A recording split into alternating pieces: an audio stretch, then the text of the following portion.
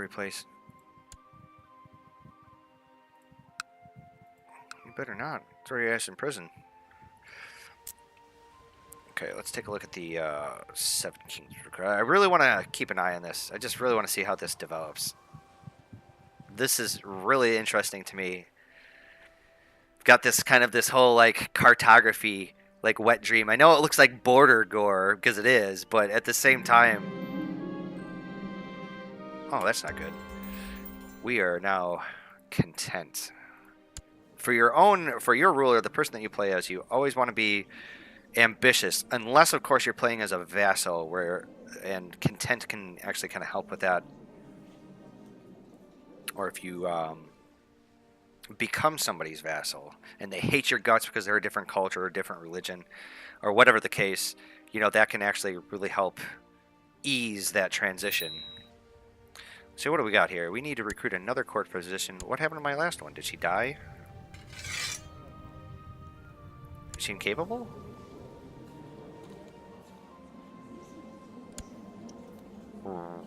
Wait, what's going on here? Why do I have to record another one? Or recruit another one here?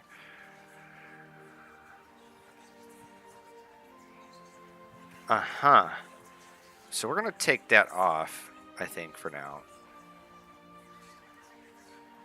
Because we don't need that. We have one right now, and we didn't get a update saying that they died. So anyways, I didn't actually finish going through these things. Alright, so our regency has ended. What is this? The administer holdings. So it just improves your domain, and you have a chance of, looks to be something bad, smugglers. So anyways, so we come of age. We are now officially ready to start pumping out babies. Let's choose our focus. So we are an incompetent steward. Let us actually go with stewardship, because I believe the way it works is if you have a lower rank skill in whatever one of the four areas, the only way you get to increase that rank is if you choose the top tiered version of it. So if I chose business, for example, I don't think that I get the chance to get the event to increase my rank in this. I think only if I take stewardship, which is really terrible. Actually, you know what I think I might do? I think we're gonna go with carousing first, because I want to pump up my diplomacy skill just a little bit. And not only that, we can get the socializer trait, which is always something fantastic. It's always something you should do early in the game like this, when you don't really control very much your domain limit. I can own 5 provinces right now. When it comes to this early game, stewardship isn't really all that important. I think it becomes more down to diplomacy and, of course, your martial score, for going to war and whatnot. So we're going to stick with that. We're going to go with a diplomacy focus here. Our new ambition, we want to have a son. Okay, and where's the dude here? I think you are Mr. Genius. You are totally getting married to my sister. What is that, my aunt? Okay, so we want my sister to get married. Yes. And then, how about my commander, the attractive commander? I'm pretty sure, actually, you know what? Let's do this. Let's go into realm. My culture, my religion. And I think this is just going to show me the people that are here. Considering that there's going to be no other Naathi people in any of the other islands. So I have a quick court physician, but she's also celibate, so she's never... There was one game that I played a long time ago, one campaign. It was, I think, one of my first campaigns playing Crusader Kings II. Actually, my wife had to go in hiding. Somebody was trying to axe her, and she ended up becoming celibate. And unfortunately, when it becomes celibate, you have an extremely low chance of getting pregnant or getting somebody pregnant. But somehow, someway, my king at the time had super sperm and ended up knocking up a celibate woman. It was fantastic. So it looks like my aunt cannot marry this guy. Actually, let me try that again. Let's go to matrilineal. So where is my auntie? You. We want you matrilineal. You are my brother. Do we have any... Okay, you're my attractive guy. We want you to do him. And then we've got my 2 brothers here that actually need to get married. All right, you have no good traits here, so we want... we have nobody else here has anything worthy. You're 12, 15. Okay, you're fine. And we are going to marry you too. We'll do another one here. Actually, we'll do martial score. Designated regent. That is a minor title here. 1 second there, game. Let's take a look at that. We want the person with the... Okay, so you're cynical, ambitious. Yes. Well, no, actually, you're ambitious. We don't want you. That'd be terrible. We'll keep our Auntie M there as our designated regent. We have no eligible candidates for bodyguards and handmaidens. So what do we got here? Okay, so you're going to accept our proposals here. Awesome. And we have 1 child here, my wife. Okay, so we are going to assign a guardian. Oops. And, so this apparently... Oh, yeah, we want... How about me? Why don't we do me? Yes, absolutely. So she can change her religion. Hopefully we'll get her to change religion and her culture. It's not that big of a deal. I'm sure if we were playing EU4 or Europa Universalis 4, I'm sure if we were playing that, I'm sure Summer Islander and Naath culture, I'm sure they'd be in the same culture group. I mean, they obviously would be. They're so close. But unfortunately, this is not that game. So we're not going to get that option here. It's just going to be a different culture altogether. So we're still waiting for a claim on, what is this, the Isle of Flies. And once we have that, I'm going to start conquering the rest of this duchy down here and then start working my way east. And eventually, if we really get going here, I want to start conquering, obviously, the Summer Isles. That'd be really awesome. And then I can work my way up here and start raiding these, or not raiding it, but at least taking it over. Okay, doesn't like cynic. Am I a cynic? Or he's a cynic. He's a cynic. Okay.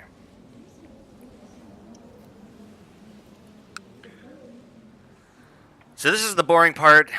Unfortunately, starting down here, like I was saying, but it is what it is. As soon as we get the claim, sometimes the mean times to happen on these things can be excruciating, and sometimes you just get them instantaneously. I've had them where I stuck my, what is it? I think it's your steward, you know, your diplomat guy. Let's see here. It is your Justicar.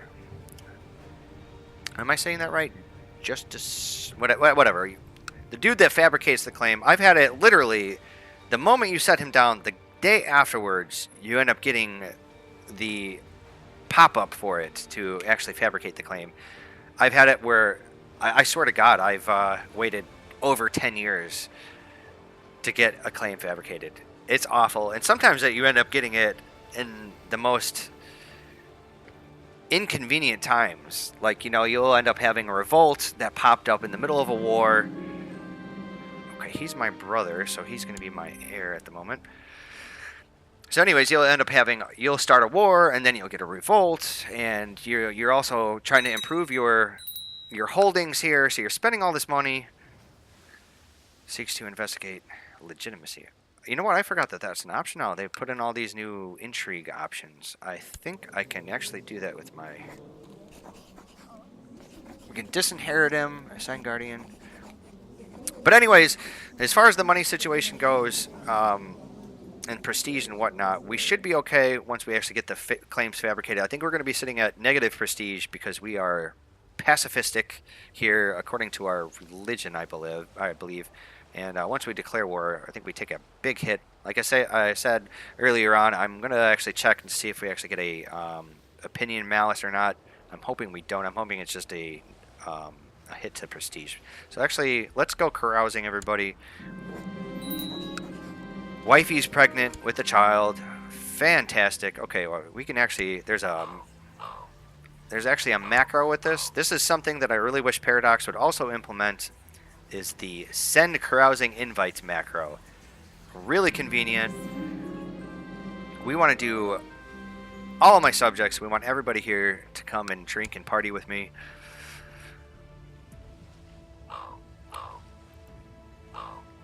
hopefully everybody says yes, because if they say no, then we end up getting a slight hit to our prestige. I think it might be like 5 prestige or 3 prestige per person that says no. No, we don't want that right now. We want more prestige. Let's actually take a look at our holdings. We haven't actually taken a look at these. We think the refuge is supposed to be where the court or the hospital was at. We're going to keep our money now. Eventually, we're going to want to actually put a hospital here, obviously, so we can guard against religions. The last time I did a playthrough as the Naath, it was like maybe 3 or 4 years after I started, and after the dude came of age. I was playing in the same time frame. There was this, basically the Black Death of the Game of Thrones mod, and it swept all across here, and it didn't even touch my island. Okay, so we get a new buddy, which is my commander dude. Awesome. So it swept across, all of this land here, but it didn't touch any of the islands. So I felt blessed. I guess because there is no... I think if there was an island here, it would have been able to hop from Lease to whatever this island would hypothetically be, down to the Summer Isles. But it still wouldn't touch me, I don't think. Because we still have... Well, maybe it would. Because technically this province sits in... What is this? The eastern coast of Jala. So, and it's actually borders my coast. Alright, so... Let's see here. Recent carousing. So, 3 December of 82, 88. Alright. Awesome. Getting some purity. So it's one thing that I think the Game of Thrones mod didn't update. In vanilla CK2, they actually reduced the time that it took to go on carousing again. It used to be back in, several expansions ago. So we get a new daughter. It used to be a couple of, or several expansions ago that you'd have to wait a couple of years before you went carousing again. I think maybe it was a year and a half or 2 years. It was quite a while, but they reduced the time in vanilla CK2, but it looks like they didn't really reduce it too much here. So anyway, so we got a new heir, which is a new daughter. We are going to have you be lore related. I'm hoping I'm spelling this correctly. Miss Sendai, I think that's how you spelled it. I'll have to double check that. If it's not, then we'll correct it when we make some new daughters. But awesome, we have a new heir. All right, let us see if we can do a matrilineal marriage now. And we need to pause the game here because I actually want to go through here and see. We have nobody that we can really choose from.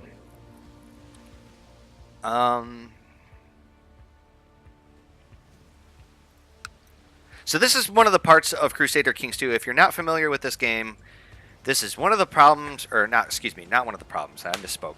This is one of the things that you really need to do. It becomes a big hassle if you've been playing for several centuries and you have grown your family line, because eventually you're going to get a lot of pop-ups from your cousins and your own heirs and everything, and you really want to micromanage this. All of your female family members, you always want to do matrilineal marriage if you're looking to spread your dynasty line.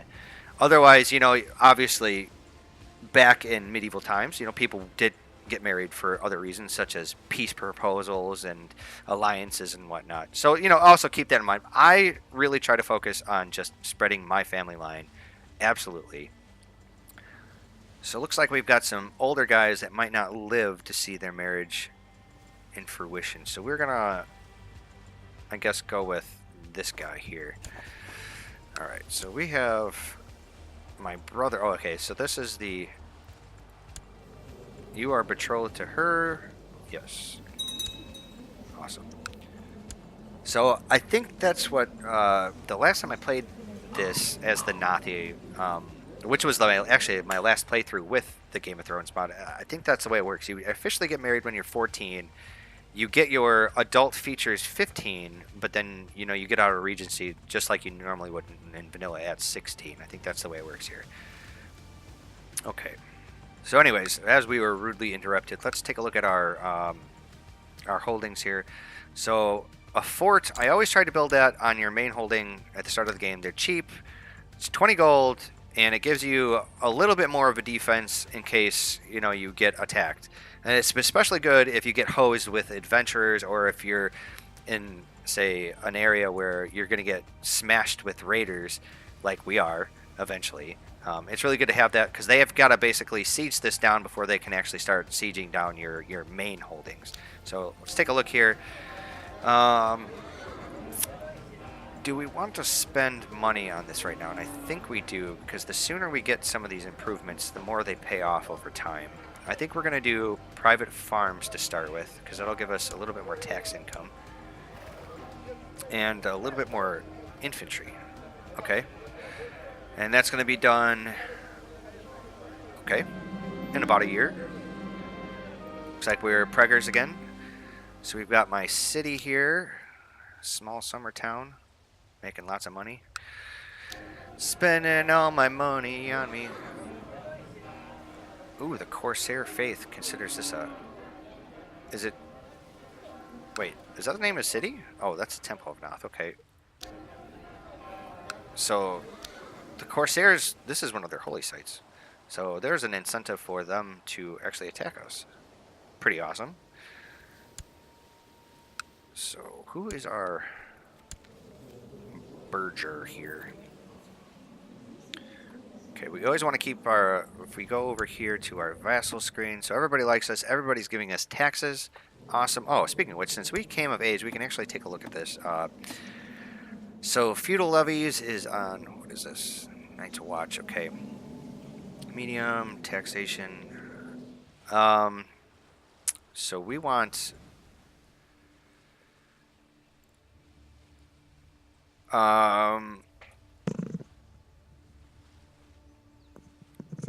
I think what we want to do to start off, I think we want city taxation to be large. What was actually his opinion of us? 30. Okay, actually, we'll give you... We can't revolt. We can start going to crossing again. Fantastic. So as far as our laws go, what you'd really like to do is have your feudal taxation the highest you can go without really pissing off your vassals. This, I believe, it's just for, it's all of your vassals that aren't temple vassals. So, for instance, you got your priest, and then you've got your master of Naath, which is like your merchant class. And this is for every other vassal, which is going to be mostly the large percentage of your vassals anyways. So you wanted this to be, if you don't feel like micromanaging it, you should just keep it as small. But I try to really push it to where I'm kind of riding that border between pissing my vassals off too much and getting as much money as I can. Money is a big thing in this game, especially when you start off really small like this. But I think we're going to start off with city taxation. We're going to set that to large. And the reason why is that your cities and your temples, or your churches or whatever, your temples, they don't give you much levy. So if we look over here in the military tab from our vassals, we have 2 vassals. They provide us with a mere 61 troops. That is awful. And especially with the merchant class, the burghers, we want them to give us, we want to maximize the money that they give us because they give us such a low amount of troops. So let's actually take a look here. So he's got a opinion of a 10, which isn't a big deal because he still likes us, and obviously the number is green here, so which means he's actually given us the money. And if you were paying attention before, I think he was giving us I think it was like maybe 1 point something, 1.6 maybe. Okay, so we have a son, but now he's given us a crap ton more, and that's what we want. So we have a son. I think if I'm gonna spell it right, I think Missandei's brother, according to official Game of Thrones lore, I think it was Masodor. So we're going to do that. Masodor. I think that's how you spell it. I'll have to double check. But we're going to do that. Alright, so we fulfilled that ambition. Get a little prestige from that if I'm not mistaken. Yes, we get a little prestige. Fall in love. Prove combat ability. We are not... Well, we can actually... See, the problem with doing... see the realm prosper is I'm planning on going to war.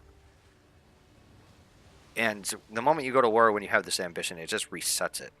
So I don't really want that. We don't have to worry about any kind of revolt risk. I think we are getting quite a bit of purity every month, so we can actually of 1,000. Boy, that's going to be a while. Or we can have a family.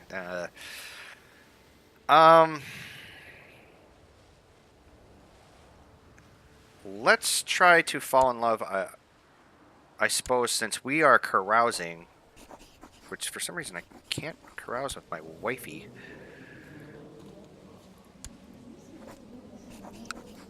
Wait, so why can't I carouse with her? Regardless, we are going to send out carousing invites. We're going to get the decision to do it to all of my subjects. Let's see here. Eventually, when we start making bank, I'm going to actually keep these on because then I don't really have to micromanage them. We'll just get the pop-up, which is awesome. All right, so we just sent out the carousing. We do not want to abdicate foreign tour. I'm sorry, I apologize. I actually haven't seen some of these decisions. I think they just put some of these, or implemented some of these with the monks and mystics. So I can't do it because I'm content. Wow. Okay, so we might investigate that further with our heirs in the future. Okay, so we don't really care about any of this other stuff. We don't need to recruit another physician because I think we're good to go. Yes, so all right. Anyways, I think we're fine. We just need to wait for our claim to fire off here. All right, so we are going to go carouse. This guy here, you've got a mere 642 troops, and you have only a spouse. Oh. Come on, send out those invites. What is this? Hey there, mod developers, let's fix this bug. I've already sent out my invites to all of my subjects, and I'm still getting the little pop-up for it. That's ridiculous. There it goes. I think the little pop-up here, I think it stays the entire time you have to send out your invites. So if you send out your invites, you get this little modifier for setting up a small feast or whatever. And I think once you actually get to the point, there we go, preparing small feast. I think once you actually get around to carousing, I think that's when that goes away, I think. But little janky. All right, so we got some private farms. We're going to make some more money. Awesome. So my spy master now likes me. We become close friends. Awesome. And we get our claim. So I tell you what, folks, thank you very much for joining me. I think I'm going to call it here. We got a huge storm system that's kind of brewing in. I don't really want to be playing my game and be recording an episode and all of a sudden lightning strikes and bad things happen. So we're going to call it here, and I hope to see you guys for episode number 2. I hope you guys are enjoying my channel and my new series here. I'm still kind of debating upon the next game I want to play. I actually kind of want to have a couple different game series going at one time, you know, to not only break up the monotony for me, but since I'm just starting off, I'm just trying to get enough content out there. But I want it to be good. You know, I want it to be games that I actually really want to play anyways. And I haven't really decided yet. I'm thinking about maybe a Total War game. This previous Steam Summer Sale, I managed to pick up all of the DLC for Total War Warhammer, and I know Total War Warhammer 2 is supposed to release sometime in the near future, and so I would actually like to play it because I think they're incorporating it to be one big mega campaign. But anyways, it's between Total War Warhammer and probably Shogun 2. I was thinking about maybe some of the older games. I was actually thinking about maybe even doing an RPG, even though, you know, I kind of gave off my little apprehension in the introduction video. I was thinking about maybe doing, say, the enhanced edition of System Shock, but I think I'm going to actually hold off on that. I was one of the backers for the System Shock remakes, and that looks awesome, and I can't wait to get my hands on it. Don't remember if there's actually closed beta for it yet, or if it's still in alpha or what. I have to double check, but maybe in the future we'll get a playthrough with that. But anyways, thank you very much for joining me. I am Magicide signing off, and I will see you guys in episode number 2. Thank you.